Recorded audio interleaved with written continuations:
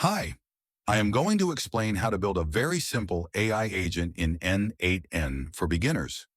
First, log in to your N8N account and create a new workflow. To build an AI agent, start by adding the chat trigger node, which activates the workflow whenever a chat message is received.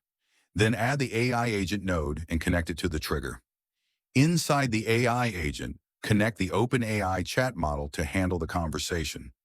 I already have my OpenAI credentials set up, but if you don't, you'll need to create them before connecting the model.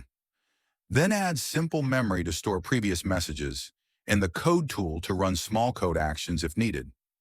Once everything is set up, activate your workflow and your AI agent will automatically respond to incoming chat messages. Now your simple, basic AI agent is ready. Now you can chat directly with your AI agent, and it can also be integrated into your website. It's very simple, completely no code, and super useful for your business.